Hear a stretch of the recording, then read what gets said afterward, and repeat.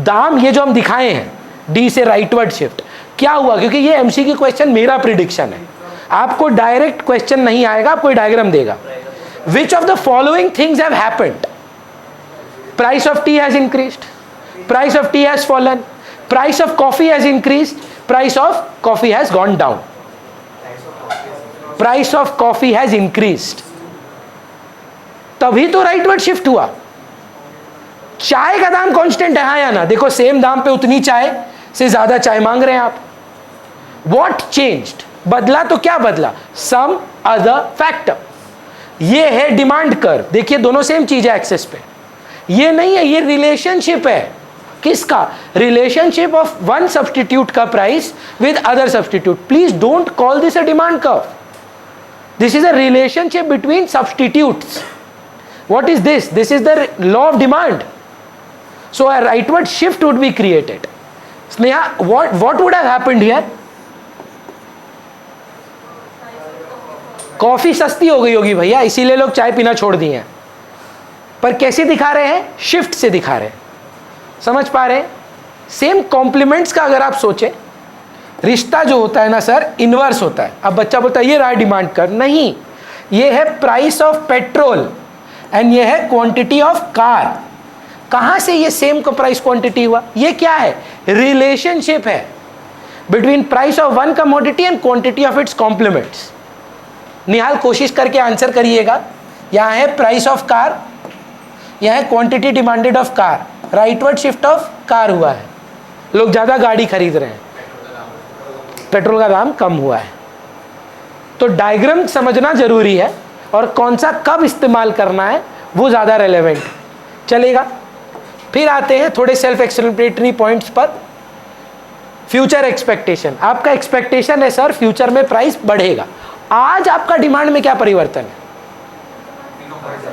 अभी कम हो जाएगा, हमको लगता है बढ़ जाएगा. अगर आप एक्सपेक्ट कर रहे हैं, प्रोड्यूसर नहीं है आप, कंज्यूमर है, आप एक्सपेक्ट कर रहे हैं कि फ्यूचर में महंगा होने वाला है, आप फ्यूचर में लोगे क्या? अभी लेंगे ना.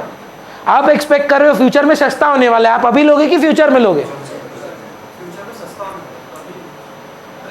तब तो आप लल्लू हैं. अगर आपको फ्यूचर में सस्ता होने वाला है और आप बोल रहे आज ले ले, सस्ता मत लेना. Demonstration effect is following the trend. तो अगर there is a demonstration effect तो पॉजिटिव राइटवर्ड शिफ्ट होता है. नेगेटिव डेमोन्स्ट्रेशन इफेक्ट भी होता है कि इन चीज़ों के साथ जुड़कर हमको नाम खराब हो जाता है ऐसी चीज़ों का. तो नेगेटिव डेमोन्स्ट्रेशन इफेक्ट भी होता है. लेफ्टवर्ड शिफ्ट, ऐसे मत बोलिए. Climatic factor.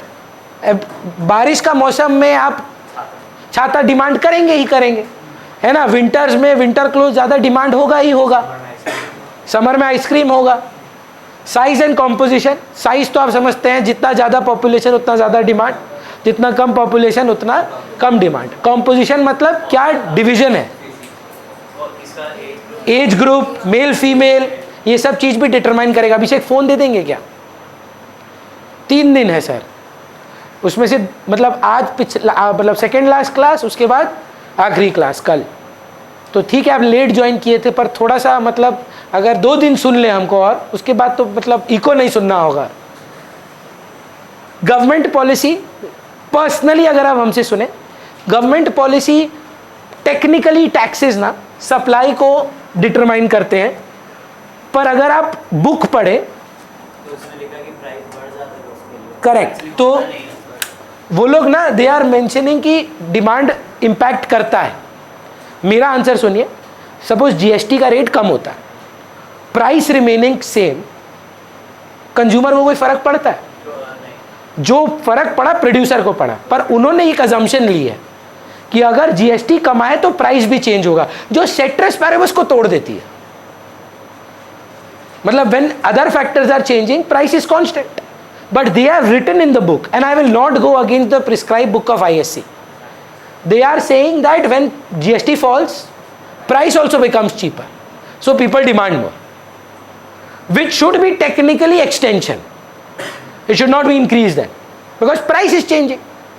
But they have put it under the concept of rightward and leftward shift. तो आप GST वगैरह का अगर कभी पूछेगा तो दोनों में शिफ्ट आएगा. सप्लायर का भी पॉकेट से चेंज होगा, कंज्यूमर का भी डिमांड चेंज होगा। कमिंग बैक, गवर्नमेंट पॉलिसी तो ठीक है, distribution of income, if rich and poor का distribution of income is very large, very different, very diverse, only luxury items are demanded, lesser necessities and only inferior goods would be demanded more. On the other hand, if consumer credit facilities are now available, so demand will shift to the right, otherwise to the left. ये आपका एक long answer आता है। उसके बाद एक next question आता है आपका, coming back to the first page.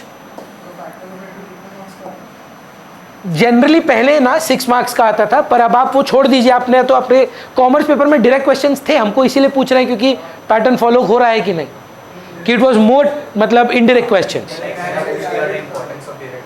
ऐसा आया हुआ है, तो इधर भी आ सकता है फिर। पर जो आप सैंपल पेपर देखे होंगे, डायरेक्ट क्वेश्चंस अब कम आ रहे हैं। सो 6 मार्क्स का आने का संभावना तो नहीं है, पर 3 से 4 मार्क्स तो पूछ ही सकता है। उसमें अब आप कोई भी 4 करके जाएंगे तो आप मूर्ख हैं, क्योंकि कोई भी एक ठो पूछ लेगा। तो करना आपको सारा है, ठीक है। 6 मार्क्स अगर आया तो आप लगभग मान लीजिए 4 पॉइंट देंगे। कॉमर्स नहीं है, 6 के बदले 6 देना है। 6 मार्क के लिए 4 पॉइंट काफ़ी है, विद एन एक्सप्लेनेशन कि डिमांड क्या है, definition of demand, factors affecting demand. Best है डिमांड फंक्शन से स्टार्ट करें। Function of demand is equal to P comma Y comma taste and preferences. वो तो अब यूटिलिटी में चलेगा सर। फंक्शन ऑफ डिमांड तो ऐसे था सर। अच्छा वो बोल रहे हैं, तब ठीक है,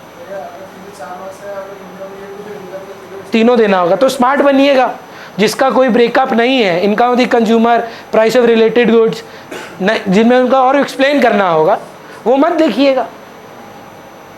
पर हम आपको बोल रहे हैं, आप 4 साल के, मतलब लास्ट ईयर तो कोविड था, आज तक कभी नहीं हुआ जो ये सब पूछ रहा है। Give any, explain the determinant A B C, तो आपको वही वाला स्पेसिफिक समझाना होगा, ठीक है।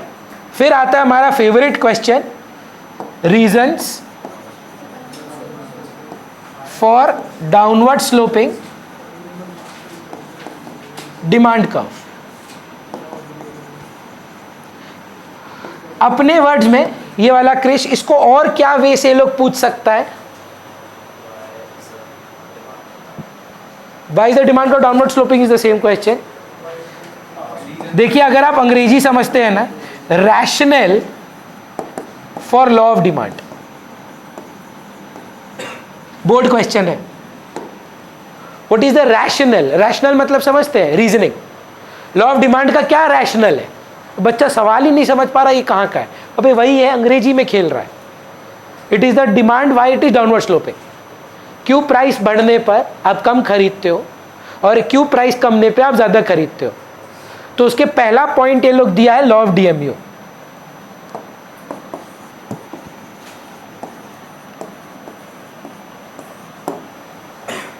लॉ ऑफ डीएमयू क्या बोलता है? दैट अगर आप कोई कमोडिटी को एक्स्ट्रा कंज्यूम करते हैं तो आपका एडिशनल सेटिस्फैक्शन फॉल करता है ना। तो हम लोग इसको कैसे समझाए थे अगर आपको याद हो? Because I am consuming more, my additional satisfaction is falling. As a consumer I want to be compensated, है ना। So therefore reduce the price. पर अगर आप चाहें तो टेक्निकली भी इसका आंसर दे सकते हैं। What is the consumer equilibrium condition for single commodity? Now if price falls, what becomes greater?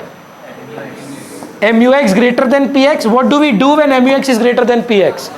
Law of demand, we buy more. Price fall, quantity rise. आप आंसर करें, MUX equal to PX, price rise, which is greater now? हाँ. If MUX is less than PX, what are we supposed to do? Reduce our consumption. Law of demand is being fulfilled. चलेगा। Next सवाल आता है आपका, मतलब income effect. इसको लेके ना मैंने एक वीडियो भी बनाया था फॉर गिफिन गुड्स, पर मैं चाहता हूं कि आप इसको ध्यान से समझें कि what is meant by the statement that the income effect is positive. ये लैंग्वेज में बच्चों को बहुत तकलीफ होती है। वो क्या सोचते हैं ना, इनकम इफेक्ट का पॉजिटिव होने का मतलब इनकम और डिमांड में पॉजिटिव रिलेशन। नहीं, इनकम बढ़ नहीं सकता यार। ये तो किस चीज का सवाल है? Why is the demand curve downward sloping? Demand curve कैसा होता है? Downward sloping. कौन सा एक्सिस है, क्या क्या एक्सिस में है? इनकम तो है ही नहीं, इनकम तो चेंज ही नहीं हो रहा है, इनकम कांस्टेंट है। इनकम इफेक्ट पॉजिटिव का मतलब लॉ ऑफ डिमांड काम कर रहा है, law of demand works. Income effect negative का मतलब नहीं काम करता है, लॉ ऑफ डिमांड फेल हो गया। अब सोचिए अगर आप समझ पा रहे हैं कि नहीं, ये ना पॉइंट थोड़ा सा टेक्निकल है। मेरे को लगता है दो ही कारण है क्योंकि जब दाम कम था हम ज्यादा खरीदते हैं। एक तो क्योंकि हमारे पॉकेट में पैसे बच गए। अब जरूरी है पैसे बचे तो खर्चना ही है, नहीं ना। पर अगर हमको लग रहा है कि हमको खर्चना है, हम किस वजह से खर्च रहे हैं? क्योंकि पैसे बच गए हैं और हमको जाके खर्चना है। प्राइस के गिरने की वजह से हमारा इनकम में चेंज नहीं हुआ है, इनकम कांस्टेंट है, मेरा रियल इनकम में चेंज हुआ है। अब उसकी वजह से अगर आप सोच रहे हैं हमको और खरीदना है, यार ये तो सस्ते में मतलब मिल गया, पैसे बच गए, चल ये भी खर्च के आते हैं, ये इफेक्ट को इनकम इफेक्ट बोला जाता है। अब ये अगर इनकम इफेक्ट है तो फिर सिंपल सा बात हुआ कि लॉ ऑफ डिमांड काम किया। किसकी वजह से? इनकम की वजह से कि प्राइस की वजह से? प्राइस की वजह से। Is that absolutely clear? तीसरा या थर्ड पॉइंट जो है,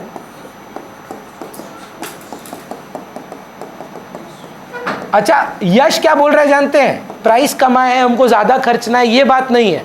प्राइस कमा है ना, हमको जाके रिलेटिवली पहले जो महंगा पड़ रहा था दूसरा कमोडिटी से, अब ये रिलेटिवली चीपर हो गया। आदमी दो प्रकार से ज़्यादा खरीदता है, या तो सोच के कि पैसा बच गया इसलिए चलो खरीदते हैं, या अरे ये तो अब इससे रिलेटिवली सस्ता है, चल ये वाला ज़्यादा खरीदते हैं। जब आपकी मेंटालिटी ऐसी है कि अच्छा रिलेटिवली ये चीपर हो गया है, अच्छा फिर पूछ रहा हूँ, सब्सटीट्यूट का प्राइस चेंज हुआ है कि ओन प्राइस चेंज हुआ है?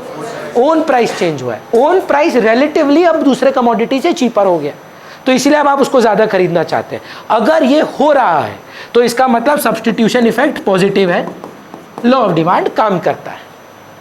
अगर तो आप बोल रहे नहीं सब्सटीट्यूशन इफेक्ट फेल हो गया है, इसका मतलब है नेगेटिव है। समझ पा रहे हैं बात को? जब हमारा इनकम इफेक्ट और सब्सटीट्यूशन इफेक्ट काम करता है, इसको हम प्राइस इफेक्ट बोलते हैं। चलेगा? ये मैं यूज करूंगा गिवन गुड्स में, इसीलिए अच्छे से समझिएगा। गिवन गुड्स में इसका इस्तेमाल करेंगे हम लोग। अभी प्राइस इफेक्ट क्या है, पॉजिटिव कि नेगेटिव, काम कर रहा है कि नहीं कर रहा है, इनकम कर रहा है नहीं कर रहा है, ये हम लोग अभी बात करेंगे। इनकम इफेक्ट नेगेटिव हो सकता है सर, लॉ ऑफ डिमांड नहीं फॉलो करेगा। आप क्या बोल रहे हैं कि हमेशा लॉ ऑफ डिमांड फॉलो होता है, एक्सेप्शन नहीं होती हैं? एक्सेप्शंस तो होती हैं। तो जरूरी नहीं है कि हमेशा इनकम इफेक्ट पास हो, जरूरी नहीं है हमेशा सब्स्टिट्यूशन इफेक्ट पास हो। अगर दोनों पास हो जाएंगे तो लॉ ऑफ डिमांड काम करेगा, इसीलिए प्राइस इफेक्ट है। बाकी दो पॉइंट सेल्फ एक्सप्लेनेटरी है। नंबर ऑफ बायर्स तो बोली लगाए थे, याद है? 5,000 में प्ले स्टेशन सब खरीदेगा, 50,000 में थोड़े हाथ कम हो जाएंगे। प्राइस बढ़ता है, क्वांटिटी कम हो जाता है, क्योंकि बहुत लोग का डिमांड डिजायर में कन्वर्ट हो जाता है। And the opposite is true. Fifth point is several uses, composite demand. जिन कमोडिटी का सेवरल यूजेस रहता है उनके साथ ये देखने को मिलता है कि आप प्राइस कमने पर ज़्यादा खरीदने लगते हैं, क्योंकि उसके ऑल्टरनेटिव यूजेस रहते हैं, और प्राइस बढ़ जाने पर आप खाली इंपॉर्टेंट चीज़ों पे ही इस्तेमाल करते हैं। तो ये हुआ हम लोग का बात। So this was factors affecting demand first.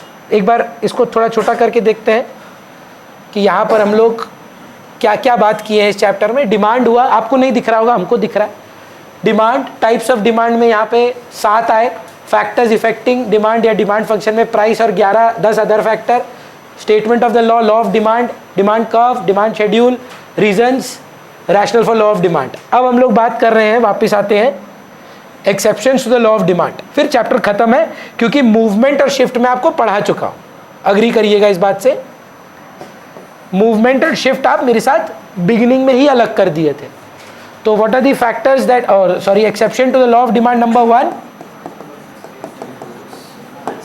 सबसे पहले आर्टिकल्स ऑफ स्नॉब अपील करके नक्की करिए, also known as articles of, नहीं डिस्टिंक्शन, स्नॉब अपील का दूसरा नाम, और articles of distinction. Certain commodities command a wealth, power and prestige of the consumer, so they are always demanded at high prices or higher prices. So law of demand doesn't work there. Then we have emergencies, we have the quality price relationship. आज तक तो पूछा नहीं है, पर ये Veblen का जो नाम है वो थॉर्स्टीन वेबलेन है, ठीक है, पर थोड़ा याद रख लेने में कोई प्रॉब्लम नहीं है. सॉरी, आर्टिकल्स ऑफ डिस्टिंक्शन और conspicuous consumption. Bandwagon effect is the demonstration effect, so it's the same. Trends, change in trend के करके भी एक पॉइंट है. फ्यूचर एक्सपेक्ट, फर्दर लिखा हुआ है लोग, फर्दर एक्सपेक्टेशन. मेन आता है, मेरे को लगता है सबसे इंपॉर्टेंट सवाल जो इसमें है वो है गिफन गुड्स.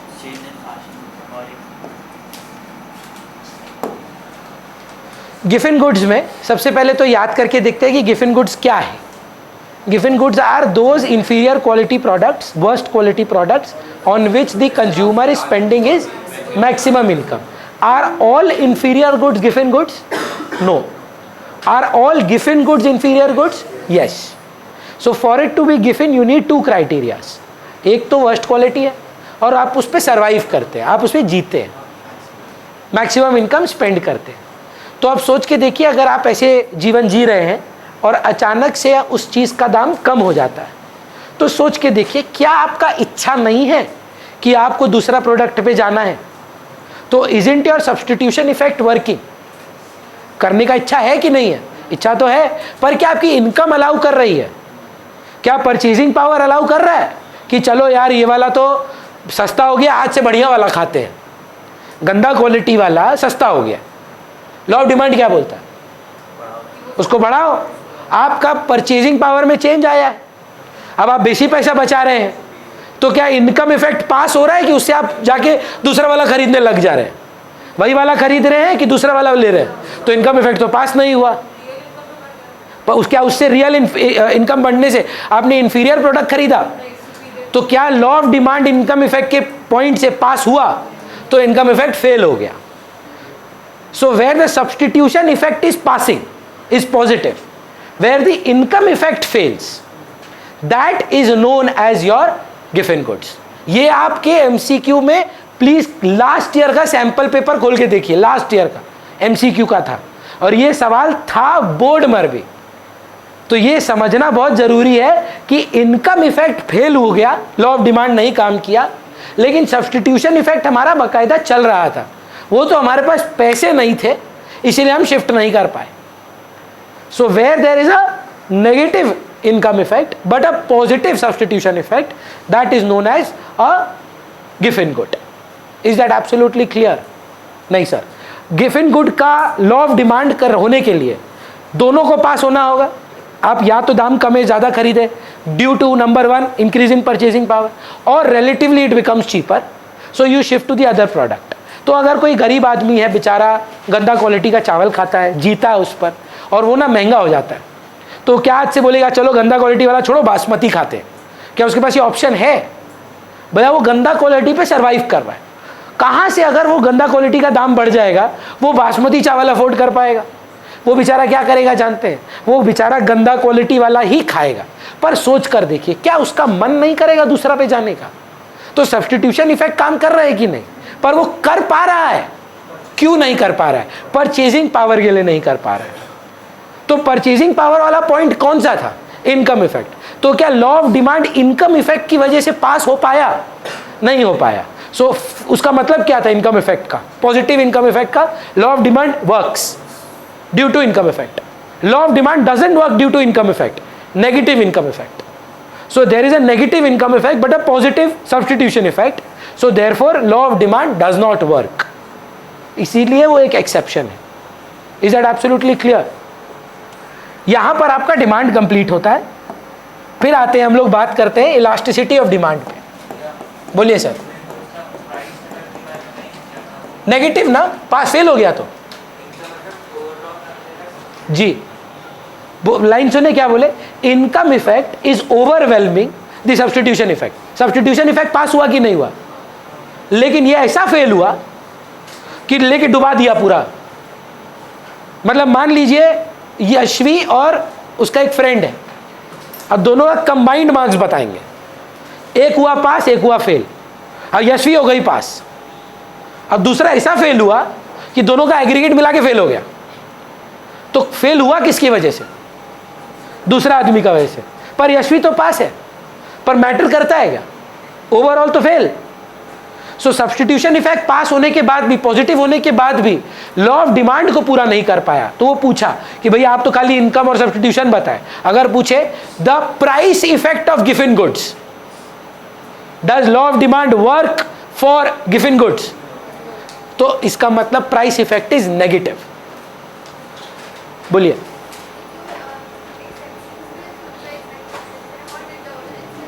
नहीं, दोनों में डिफरेंस है, बहुत अच्छा चीज पूछ रहे हैं।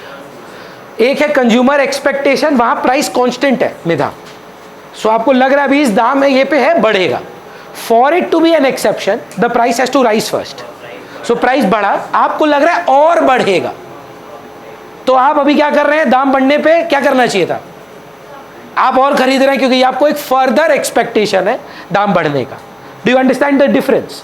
इन the determinants prices are actually constant, but in the exception the price actually changed, you didn't work according to the law of demand. Clear है? Elasticity of demand, मेरे को लगता है ये थोड़ा relatively faster होगा because now demand is under control, so elasticity will be faster. Degree of responsiveness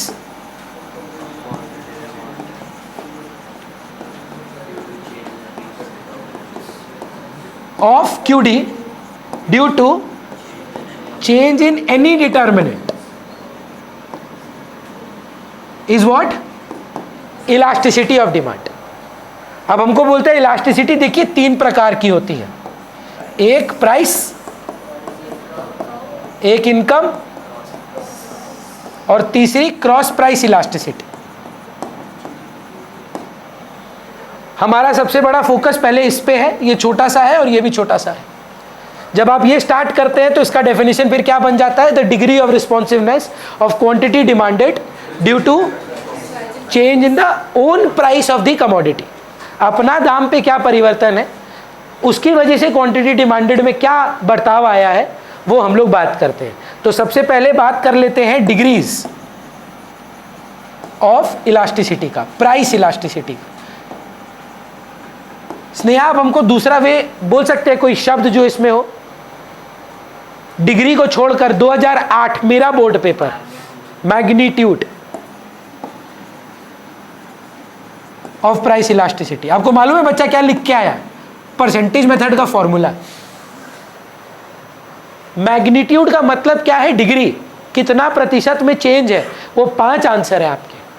what are the degrees of price elasticity, what is the magnitude of price elasticity, what are the ranges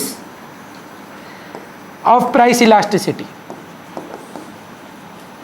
Sir, it starts from 0 to infinity.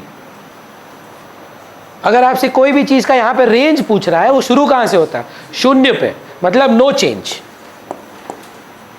बीच में एक half point आता है, draw 1 unitary, 1 से बड़ा भी हो सकता है। अगर खत्म कहाँ होता है, 2 parallel lines meet at infinity, खत्म कहाँ होता है, इन्फिनिटी पे, माप नहीं सकते। तो ये आपका इधर हो गया ग्रेटर देन 1, ये आपका हो गया इधर लेस देन 1।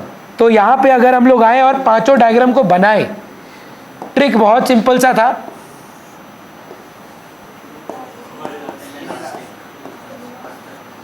परफेक्टली ईपी या ईडी इक्वल टू 0, दोनों लिख सकते हैं आप।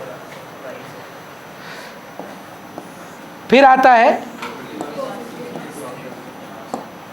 हम कोई नाम नहीं लेंगे, रिकॉर्डिंग हो रहा है। हमने एक तो कंपटीशन के चक्कर में वो देख रहे थे वीडियो, दूसरा कोई टीचर लोग का, हम नाम नहीं लेंगे, ठीक है। ऐसा पता है क्या बोलता है? बोलता है कि इस प्राइस पे सब ले रहा है 5, 10, 15, और उसके बाद समझाया ही नहीं कि परफेक्टली इलास्टिक क्यों है। हम बोले ये तो समझाओ कि ये परफेक्टली इलास्टिक क्यों है। बोल रहा है दाम कम हुआ, ये नहीं बताया। बोला है 5 रुपया, बोला इस दाम पे 5 भी ले रहा है, कुल्फी खा रहा है, ये कर रहा है, वो कर रहा है। अरे भाई ठीक है, पर प्राइस इलास्टिसिटी, दाम में परिवर्तन होना जरूरी है। प्राइस कमा, हम ना 2 वीडियो देख के, देखिए ये वाला अब तुम्हारा वैसे हम अपलोड नहीं कर पाएंगे, 2 वीडियो देख के हम समझे कैसा बेवकूफ बच्चा लोग को बना रहा है लोग। हम इको का बता रहे हैं। हम देखे लॉ वेरिएबल प्रोडक्शन आया, टीपी का टेबल बनाया, बोला ये लर्न कर लो, बोला खत्म, यही है। क्या एक्सप्लेनेशन है? कुछ नहीं, कोई लॉ है नहीं, ये लर्न करो। और देख रहे 15,000 बच्चा लोग देख रहा है, तो मतलब सही है यार। हाँ नहीं नहीं, ये सब चीपगिरी करने का कोई नीड ही नहीं है। क्यों करना है यार? अगर कोई डाल दे लगेगा कि अरे ऐसे राखी सावंत टाइप कंट्रोवर्सी कर रहा है कि पब्लिसिटी के लिए पंगा ले रहा है। नहीं, दरकार ही नहीं है, दरकार ही नहीं है। ये दिस इज एजुकेशनल प्लेटफॉर्म, जिसको देखना होगा, जिसका किस्मत में होगा, मेरा किस्मत में होगा होगा, नहीं होगा नहीं होगा। प्राइस कमा, क्वांटिटी डिमांड इन्फिनिटी पे चला गया। अब इन्फिनिटी को ना प्लॉट नहीं किया जा सकता, सो इसीलिए there is no corresponding curve. अगर दाम बढ़ के P2 पे आ गया, क्वांटिटी 0 हो गया, 0 प्लॉट नहीं होगा। सो इसका एक्सप्लेनेशन ये है। अब अगर आप इसके छोटे भाई पे आए, रिलेटिवली इनइलास्टिक, ये ऐसा एकदम स्ट्रेट है ना, इसको थोड़ा सा आप बैंका कर दीजिए, ये है तो घूमेगा नहीं, घूमेगा नहीं वाला, ऐसा नहीं बना है, ठीक है, हमको लगा घूम जाएगा। ED इज लेस देन 1, थोड़ा स्टीप बनेगा। और अगर फ्लैटर कर्व बनाए आप तो वो है ED ग्रेटर देन 1।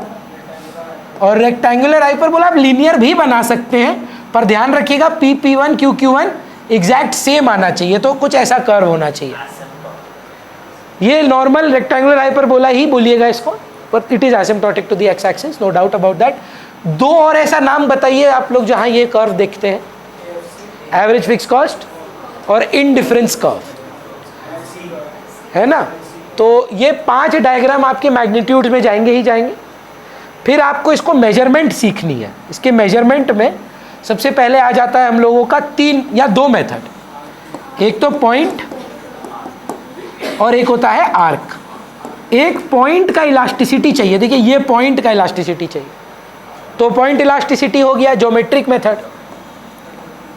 या 2 पॉइंट का डिस्टेंस देखना है, मतलब P और P1, तो इसका मतलब 2 मेथड यहां से निकलेंगे, एक तो परसेंटेज मेथड और एक टोटल एक्सपेंडिचर मेथड। पहले बात कर लेते हैं परसेंटेज मेथड का। फॉर्मूला बेसिक जो है परसेंटेज मेथड का, यश क्या परसेंटेज मेथड का एक और नाम जानते हैं? Proportionate method.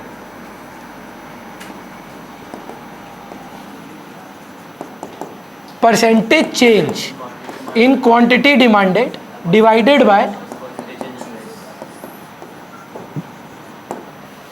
अब इसको अगर हम लोग खोलें और आप अग्री करिए, लॉ ऑफ डिमांड क्या बोलता है यशवी? लॉ ऑफ डिमांड क्या बोलता है? तो एक बढ़ेगा एक गिरेगा, आंसर में नेगेटिव आना कंपलसरी है। तो पहले ही समस्या को हटाइए, या तो आप बिगिनिंग में ही नेगेटिव ले लो, क्योंकि आंसर देखो नेगेटिव में आएगा, और आंसर आया -1। अब -1 इक्वल टू 1 नहीं है, अच्छा बोलेगा -1 इज लेस देन 1 या -2, -2 इज मोर देन 1 और लेस देन 1, पर आंसर 2 है, -2 नहीं है। सो जो भी हमारा आंसर नेगेटिव में आता है उसको नेगेटिव वाला को इग्नोर करना है। आप समझ पा रहे हैं मैं क्या बोल रहा हूं? Suppose we solve, this is 50% and this is -25%, मतलब प्राइस 25% से गिरा है और क्वांटिटी 50% से बढ़ा है। सो 2 आंसर है कि -2 आंसर है, पर मैथमेटिकली सॉल्व करें तो -2 है। अब -2 लिखना है, आंसर -2 ही लिखना है, पर लिखना है वो ED ग्रेटर देन 1 है। द आंसर विल बी -2, पर वो माइनस का कोई इज्जत नहीं है। ईडी नेगेटिव नहीं हो सकता क्योंकि रेंज क्या है, 0 to 1, 0 to इंफिनिटी, सॉरी। तो नेगेटिव में तो जा ही नहीं सकता आंसर, पर आंसर अगर नेगेटिव में है तो आप उसको इग्नोर कर दीजिए, लिखना लेकिन ऐसे आंसर -1.2 ग्रेटर देन 1, कुछ नहीं ऐसे ही लिखेंगे। बेस्ट है अगर आप ये स्टेटमेंट लिख पाए, due to the inverse relationship between price and quantity the negative sign is customarily dropped, कि नेगेटिव साइन को सर इग्नोर कर दीजिए। फिर अगर आप इसको फॉर्मूला में तोड़े, डेल्टा नहीं, अगर पहले delta Q by Q bye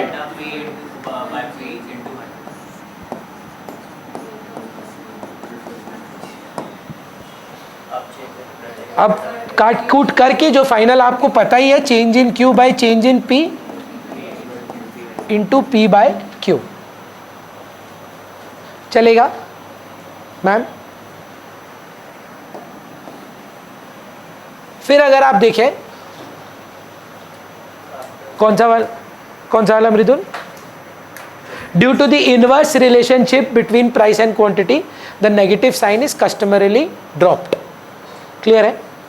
सो फिर अगर आप आगे बढ़े टोटल एक्सपेंडिचर मेथड में,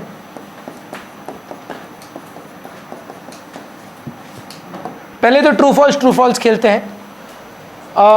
अभिषेक, इज इट पॉसिबल कि टोटल एक्सपेंडिचर मेथड से अलग आंसर आए और परसेंटेज मेथड से अलग आंसर आए?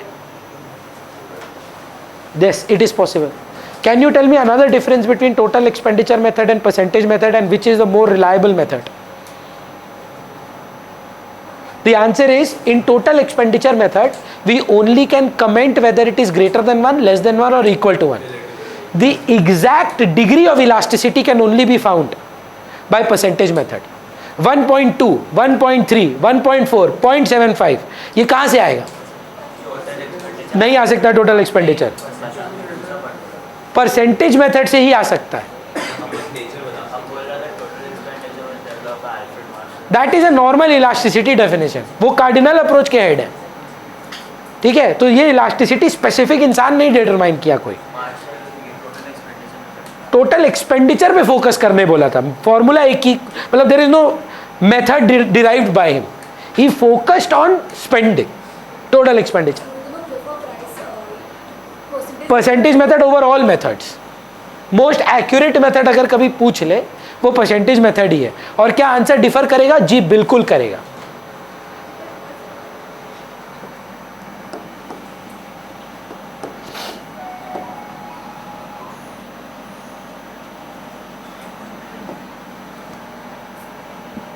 कहां से चाहिए आपको?